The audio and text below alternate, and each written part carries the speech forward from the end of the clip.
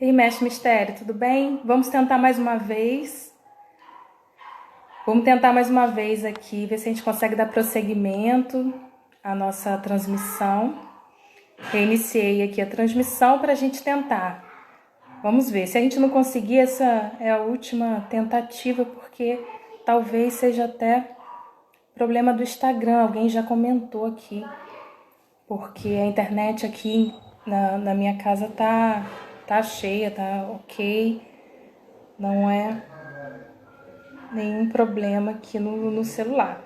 Mas vamos lá, vamos tentar aqui novamente.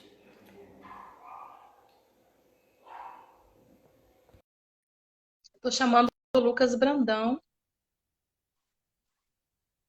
enquanto o Felipe não entra.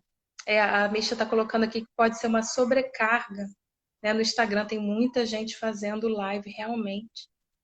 E aí, esse pode ser o problema. Oi, Lucas. Tudo bom? Tudo bem? A gente está ouvindo um ruído aí no seu som. Eu acho que você mexeu no fone e melhorou. Melhorou? Aí, será que você pode tirar o fone e falar sem fone? Acho que vai ficar melhor. Tirar do celular. Melhorou. Beleza, beleza. Seja bem-vindo aqui, Lucas. Se apresente também, enquanto o Felipe, eu acho que voltou aqui, mas aproveita para se apresentar nessa discussão. Bom, oi gente, meu nome é Lucas, eu sou assistente social, recém-formado agora pela UF aqui em Rio das Ostras, e estou aqui para a gente poder trocar uma ideia sobre saúde, sobre o SUS nessa situação que a gente está vivendo. Eu vou entrar logo depois do Felipe. Então, eu vou pedir que você saia, então, Isso. Lucas, para poder a gente chamar o Felipe, né? Para continuar a dinâmica. Obrigada. Agora eu vou chamar o Felipe para a gente retornar. Felipe está aqui, adicionei. Vamos lá, Felipe. O Felipe saiu. Disse aqui que o Felipe saiu. Hoje não tá um dia bom, né, gente? Parece que o negócio não tá rolando. Voltou. Felipe voltou.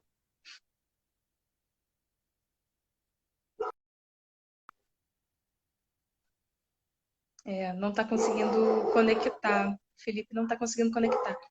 Bem, então vamos fazer o seguinte, já que o Felipe não está conseguindo conectar nesse momento, eu vou passar então para a segunda parte, vou fazer umas perguntas para o Lucas Brandão, tá? E a gente depois retorna com o Felipe quando for possível, se a gente conseguir, né? Tentando. Porque hoje está um pouco complicada essa transmissão.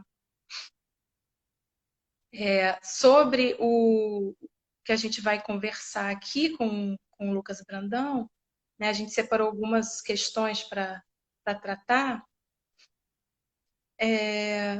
Lucas, eu te chamei aí, é só você aceitar, tá bom? A gente vai falar um pouquinho sobre a saúde em Rio das Ostras, né? Especificamente na nossa cidade. Porque até agora a gente estava fazendo um panorama do próprio SUS e da saúde no país, né? Oi, Lucas. Tá Oi. me ouvindo? Eu acho que eu E tô com aí? um delayzinho. Você tá Uhum. demorando para aparecer a sua fala aqui. Mas Raça. pode falar. E aí eu queria primeiro perguntar ao Lucas se ele quer comentar alguma coisa sobre o que a gente já havia conversado aqui a respeito do SUS, né? Você tem contribuições aí? Quer fazer algum comentário, Lucas? Quero. Então, eu queria comentar primeiro que eu acho que é importante a gente afirmar a concepção ampliada do SUS, né?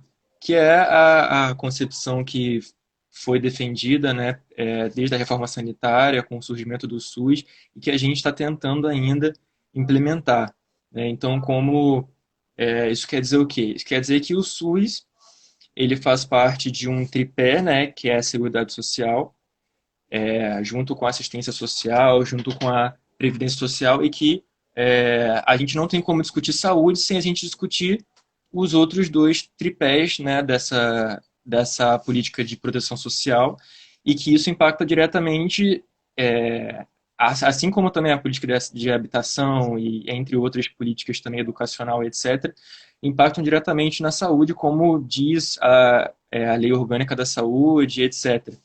Então, quando a gente vai discutir saúde pública, promoção de saúde, prevenção de saúde, a gente tem que também considerar essa concepção de que ela faz parte da Seguridade Social brasileira e a gente tem que reivindicar isso. E a gente está vendo agora, né, nesse momento de epidemia, como é que isso é importante, no momento que a gente não tem como fazer uma política sanitária de quarentena sem que a população tenha renda, né, tenha uma habitação, tenha condições dignas de vida. Então, é importante, eu queria primeiro reafirmar essa concepção.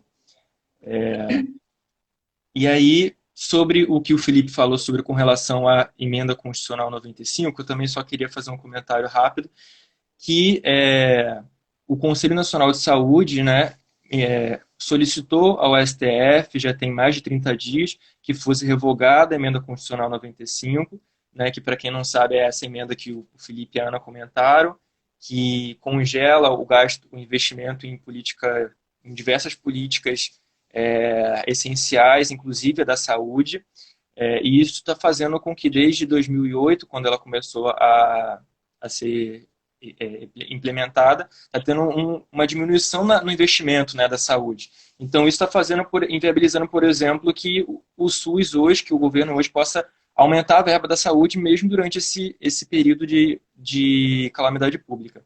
Então, o Conselho Nacional de Saúde também, agora dia 4, no dia 3 agora desse mês, também mandou um documento para o STF, né, que foi solicitado pelo STF, um documento técnico dizendo como que a emenda constitucional 95 impacta negativamente nas ações de prevenção e combate ao novo coronavírus, né? Então, esse documento, por exemplo, para poder citar alguns dados, esse documento diz que até 2019, a gente teve um desinvestimento no SUS de 17,6 bilhões de reais. E que está estimado agora para 2020 que isso vai totalizar uma quantidade de 22,5 milhões de dinheiro que a gente vai deixar de estar investindo no SUS para poder, né, na totalidade do SUS, para poder a gente combater essa epidemia. É isso que eu queria comentar E sobre a o fala do curioso, Felipe.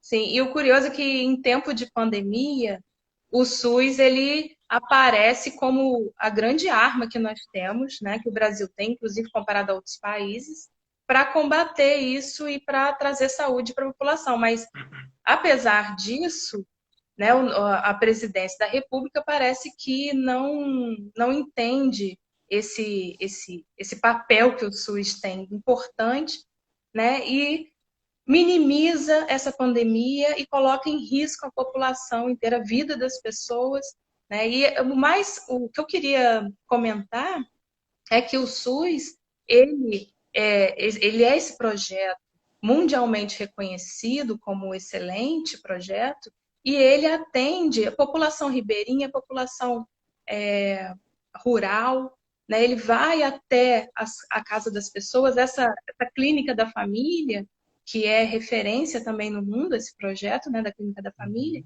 tem sofrido cortes terríveis nos últimos anos. Né? Tem 20%, segundo aqui o Ministério da Saúde, o próprio Ministério da Saúde diz que 20% a menos de funcionários nas clínicas da família. E aí eu acho que esse cenário ele vem à tona no momento de pandemia, vem à tona de uma forma muito intensa, porque a gente precisa defender o SUS. Porque o SUS é o que vai trazer o tratamento para toda a população num momento como esse. Né? As pesquisas, a ciência envolvida também no SUS, a Fiocruz, todo esse aparato, né? Esse grande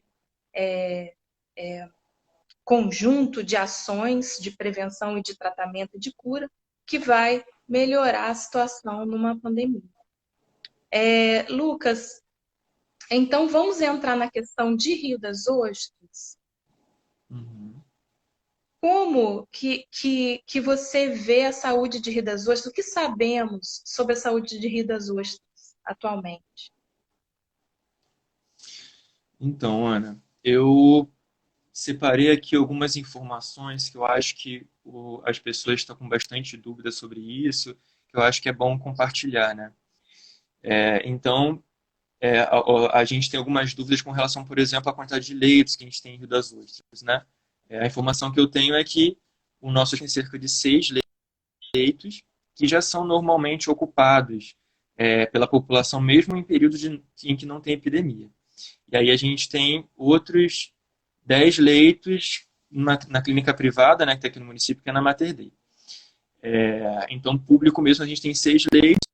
Não tive informação com relação aos leitos de UTI da UPA que abriu agora, então não vou comentar sobre isso para poder não dar nenhuma informação errada.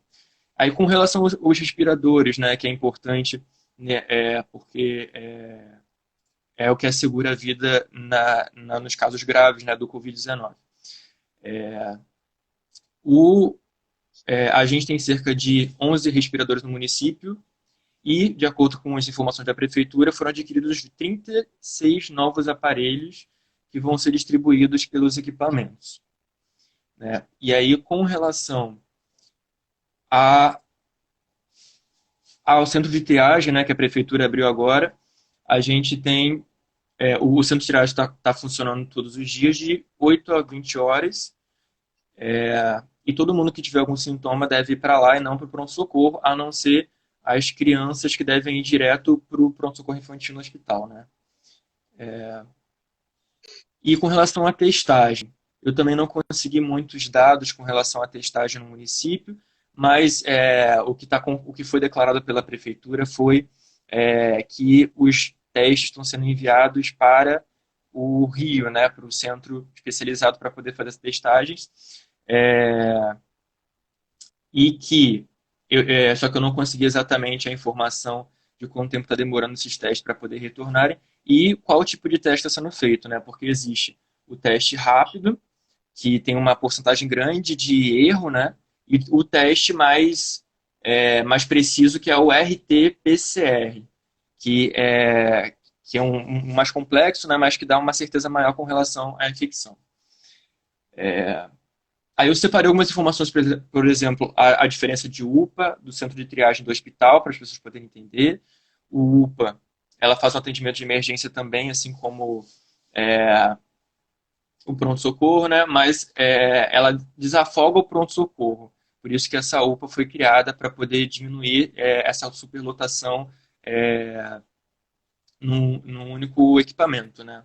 O centro de triagem foi criado de forma especial, né, para averiguar os sintomas desse período que a gente está vivendo, nesse caso de calamidade, de epidemia, né?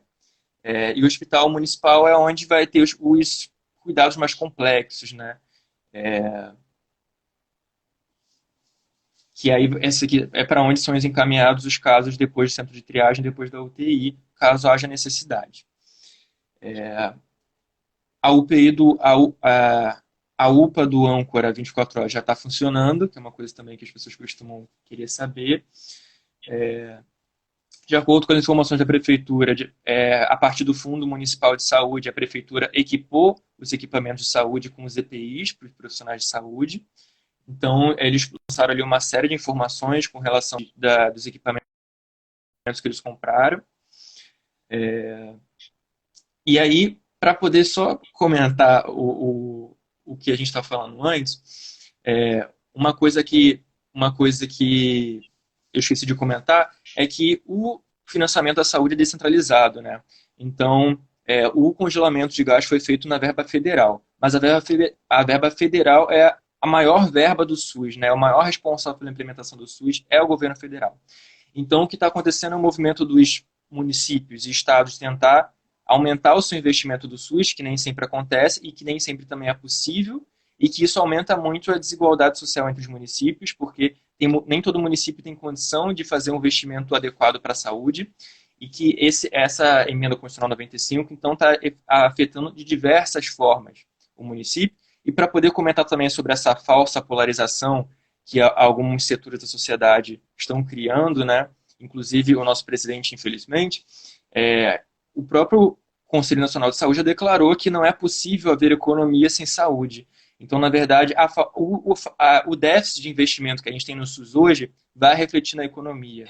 E está refletindo na economia. Então, não adianta a gente querer priorizar a economia se a gente não prioriza a saúde. Então, o Conselho Nacional de Saúde também declarou, né, ele tem umas informações que diz o quanto que a falta de investimento em saúde, desde a atenção básica, reflete na economia e que isso é, a longo prazo, um prejuízo maior do que se a gente não tivesse fazendo esse investimento na saúde agora. A gente não está, né? A gente deveria estar fazendo mais investimento. Uhum. Perfeito. A Misha colocou aqui, Lucas, que em RO nós temos um Bolsonaro particular, né? Parece que o prefeito Marcelino, ele demorou muito para tomar medidas efetivas de combate ao coronavírus, né? A gente não sabe ainda o número de respiradores que foram adquiridos, que a prefeitura divulgou recentemente que foram comprados, mas não sabemos o número. Também a Ju perguntou se está sendo. Não, desculpa, foi a Eloá. Se forem implementados centros de atendimento na cidade, você já até explicou isso, né? Que tem o centro de triagem, mas que esse centro de triagem tem 2 salas de isolamento, que eu acabei pesquisando lá no site da prefeitura, mas que os leitos de UTI para os casos graves de Covid-19 não tem muitos leitos disponíveis. Na verdade, os poucos leitos que Rio das Ostras tem, eles são frequentemente usados, né, como sabemos. A Ju perguntou se está sendo feita alguma coisa pela população, levantou essa questão, né? Pela população em situação de rua. Né? A gente não tem nenhuma notícia da prefeitura a respeito disso. E o Felipe comentou aí que gerir PCRs do Rio inteiro em um único laboratório demora muito. Demora muito esse resultado. A gente tem uma subnotificação imensa, né, Lucas? E esses números que eu relatei aqui no início da nossa transmissão, eles são números que não são reais. Né? A gente precisava comprar testes. Algumas cidades tomaram essa iniciativa, mas parece que Rio das Ostras está parado ainda nesse ponto também, né?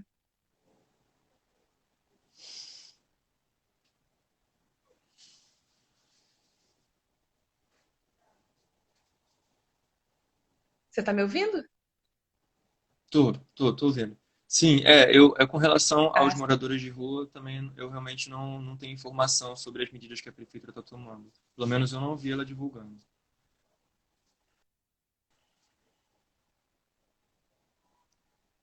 Isso aí. E quais seriam, então, Lucas, as propostas do PSOL Rio das Ostras para enfrentamento aí, para análise do SUS de Rio das Ostras, né, da saúde de Rio das Ostras? Então, Ana, a gente tem construído, né, um programa de enfrentamento, um programa com medidas de enfrentamento dessa situação que a gente está vivendo, mas eu destaquei algumas informações que eu acho que são pertinentes para o debate da saúde. Então, como você falou, a situação de subnotificação, as questões da precariedade do SUS no município, a gente também elaborou algumas coisas nesse sentido. Então, primeiro, a gente defende que a população seja testada, né, massivamente. Então, a gente acha que toda a população deve ser testada, independente de o caso ser grave ou não, porque hoje o que está sendo feito é que a população está testando somente os casos para internação.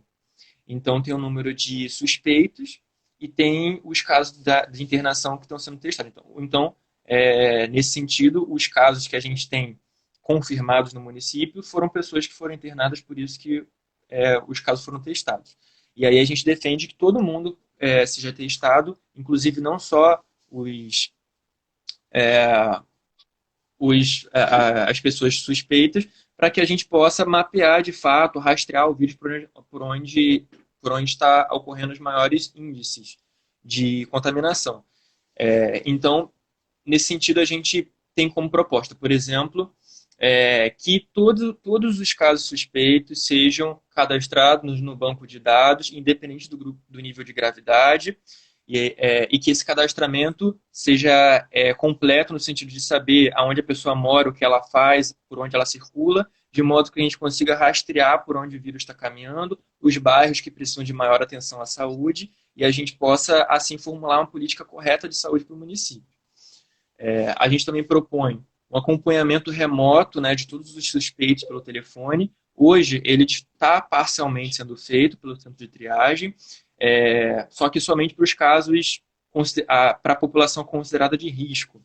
Então, se você tem diabetes, alguma coisa assim, eles vão te cadastrar lá, vão pegar seus dados e vão ligar para você de tempo em tempo para poder saber como é que está a sua situação. Nossa proposta é que isso seja feita para todos os casos suspeitos, independente do nível de gravidade, para poder orientar eles pelo telefone, né, remotamente à distância, como eles vão cuidar da sua saúde, mesmo tendo sintomas mais leves, e também para acompanhar se o caso for gravar ou não, e assim prevenir alguma possível morte, e até que a pessoa se exponha na rua, indo para o pronto-socorro, etc., quando ela começar a se sentir mal. Então, nossa proposta é que seja montada uma equipe que faça esse acompanhamento remotamente para essa população, para esses casos suspeitos. Deixa eu ver aqui. A gente também acha que tem que ser notificado os casos suspeitos, os casos de óbito suspeitos de Covid-19 também, mesmo que não tenha sido possível fazer o teste. A gente também acha que tem que ter essa notificação de que existe casos suspeitos para a gente poder também alargar um pouco, quer dizer, diminuir um pouco essa margem, né, de subnotificação. E a gente também, como eu falei nessa concepção também de saúde, que é a saúde, enfim, essa concepção que é de saúde, a gente também tem que ter políticas também, por exemplo, de cesta básica para as famílias de estudantes de escola pública, que hoje o secretário de Saúde prometeu para os estudantes cadastrados no Bolsa Família. E aí a gente tem que considerar também que não são todos os estudantes que são cadastrados no Cade Único e recebem Bolsa Família. Então a gente acha que isso tem que ser ampliado para todos os estudantes da rede municipal de saúde poder receber essa cesta básica, tendo em vista que eles não podem mais se alimentar na escola como eles já faziam regularmente e que, inclusive, a prefeitura não está, ela parou, né, de fazer essa compra desses alimentos regularmente, agora que a escola está parada também. Então, a gente também defende, por exemplo, que o município faça um auxílio emergencial ao governo federal, diversos municípios estão fazendo, né, como o Maricá também, né, tem sido um grande exemplo de município que está tomando essa iniciativa, para parte da população mais vulnerável, né, os trabalhadores informais, etc. A gente também defende uma política, que é uma política nacional do PSOL, que diz respeito a requisitar os leitos privados das clínicas privadas para o uso do SUS. Né, isso está previsto em lei, isso está previsto tanto na Constituição, né, em caso de crise, de calamidade pública, de utilizar equipamentos privados pelo Estado. Claro que depois vai ser ressarcido, mas enfim, é necessário que a gente faça isso para poder a gente conseguir dar conta de todos os casos que podem explodir a qualquer momento, principalmente nessa situação que a gente está vivendo hoje no município de flexibilização das medidas de quarentena, né? O que já era pouco, o prefeito recentemente autorizou a abertura de diversos comércios não essenciais e também está fazendo com que a cidade fique mais movimentada.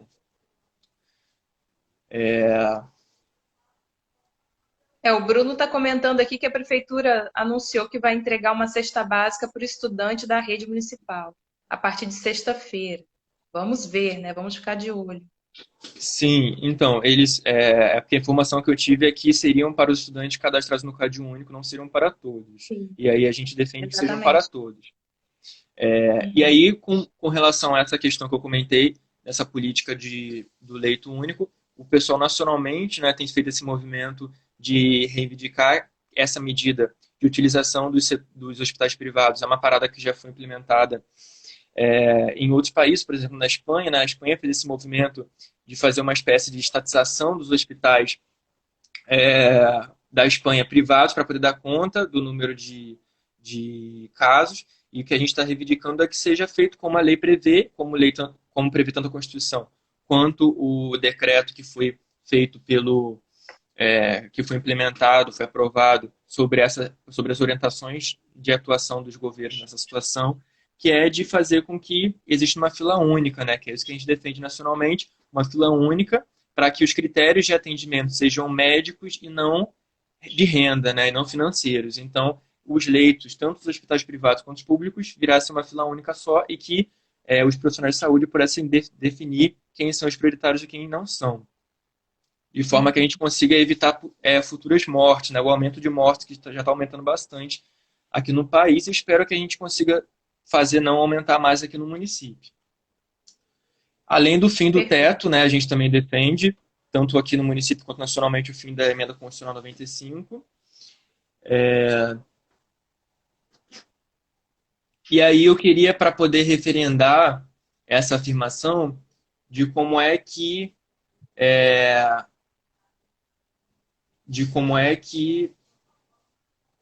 a situação está ficando mais complexa, né? Que a gente está com uma previsão de que o pico da crise do novo coronavírus vai ser agora no final desse mês, para o início do mês que vem. Então a gente precisa muito agora não afrouxar as regras como tem sido feito aqui no município, para a gente conseguir diminuir, né, essa curvatura e não sobrecarregar o sistema público de saúde, e que a gente não precise tomar medidas mais drásticas, né, como em outros países estão acontecendo, de um profissional da saúde ter que escolher quem morre e quem vive. É isso.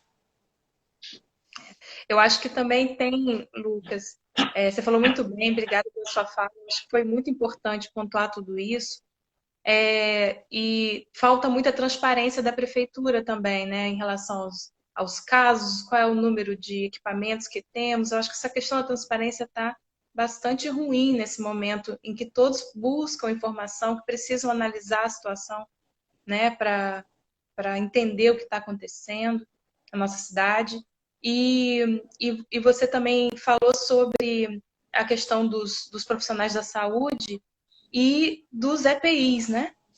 Dos EPIs que os profissionais da saúde não estão recebendo e não têm disponível para trabalhar. Porque quando você diz que os profissionais da saúde vão ter que escolher quem vai morrer, talvez os próprios profissionais da saúde podem estar correndo um grande risco de morte numa situação como essa. Provavelmente estão correndo. Uhum. E então, eu vejo aqui que o nosso tempo já está esgotando de transmissão ao vivo. Eu vou pedir então, Lucas, que você se despeça. Eu vou tentar chamar o Felipe para ele fazer as considerações finais dele, ver se ele consegue entrar aqui na nossa live, se ainda dá tempo. Estava dando erro. Então, suas considerações finais, sua despedida. Obrigada por participar. Obrigado, Ana. Eu agradeço também o pessoal, né, os companheiros do pessoal, o pessoal que está organizando esse espaço. Eu acho que já que a gente está trancado em casa, né, a gente tem que continuar discutindo política e formulando, né, tentando construir um município melhor, um país melhor e um mundo melhor. E aí, para poder finalizar, eu queria só socializar as informações com relação ao auxílio emergencial do município, né, que eu acho que isso também tem relação com a saúde, com a seguridade social, né. Então, o município está disponibilizando um espaço para quem não tem internet em casa poder se cadastrar no auxílio emergencial, que vai estar sendo na Escola Francisco de Assis Medeiros Rangel, que fica na Rua Bangu, de segunda a sexta, de 9 às 15 horas. Tem profissionais lá que estão auxiliando quem não tem acesso à internet a poder se cadastrar no auxílio emergencial. E aí, para finalizar, eu queria trazer, né, uma decisão que foi feita pelo que ele disse que recentemente teve uma medida que foi feita de forma muito rápida pelo governo federal, né, que é de é uma medida, uma PEC, né, que está sendo proposta, que diz respeito a um regime fiscal flexível, novo, até o fim do ano, para o repasse de verba do Banco Central para os bancos. Então, o que está acontecendo agora, que a gente está vendo, né, é um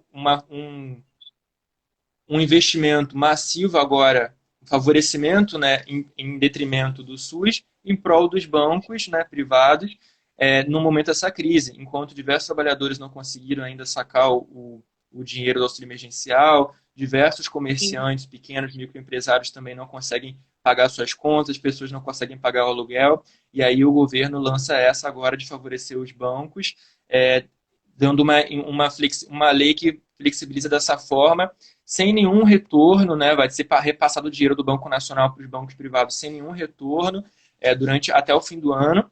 E aí o Conselho lançou uma nota, o Conselho Nacional de Saúde, de repúdio a isso, e a declaração que o Conselho fez, assim, de forma muito assim, indignado mesmo, é que como é que o governo federal age tão rapidamente para atender os bancos, quando já tem mais de 30 dias que o Conselho Nacional de Saúde solicitou a revogação PEC, da emenda constitucional 95, agora não foi efetivado, né, há mais de 30 dias que foi pedido ao STF, como eu já falei. Inclusive, agora foi feita uma nota, um documento técnico, né, comprovando para o STF, né, que solicitou, como se ele não soubesse o que está acontecendo com a saúde pública, o STF solicitou um documento comprovando que existe um prejuízo no combate à epidemia do coronavírus com essa emenda constitucional, né? Essa medida. Então, agora está sendo analisado esse documento que foi enviado pelo Conselho Nacional de Saúde para, enfim, em algum momento eles darem uma resposta. Enquanto isso, de forma quase que imediata, eles estão lançando esse pacote de medidas bilionárias para os bancos privados. Então, acho que também é importante pontuar isso, que, na verdade, essas políticas que a gente está comentando aqui, elas não são impossíveis, mas é uma questão de vontade política, é uma questão de projeto societário, é uma questão de projeto de sociedade, que esse governo não contempla os trabalhadores, não contempla a população como um todo. Obrigado, Ana. Eu que agradeço, Lucas. Obrigada.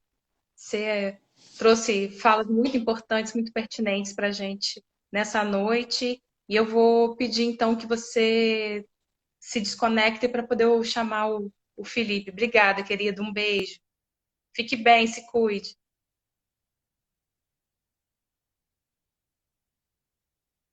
Deixa eu chamar aqui o Felipe.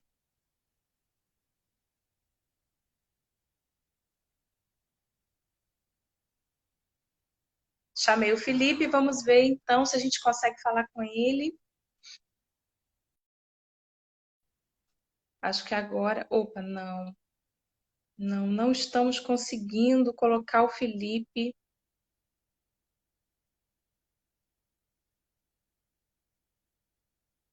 Vou tentar mais uma vez. Vamos lá. Guardando o Felipe entrar. Não, também não conseguimos. Então, gente, infelizmente, teremos que marcar um outro bate-papo com o Felipe em outro momento, né? Que eu tenho certeza também que ele tinha se preparado para debater coisas muito relevantes nesse momento, né? Mas o, o, o momento nessa noite não deu certo, mas teremos outros momentos. Eu só queria também lembrar aqui que o pessoal comentou que o número de óbitos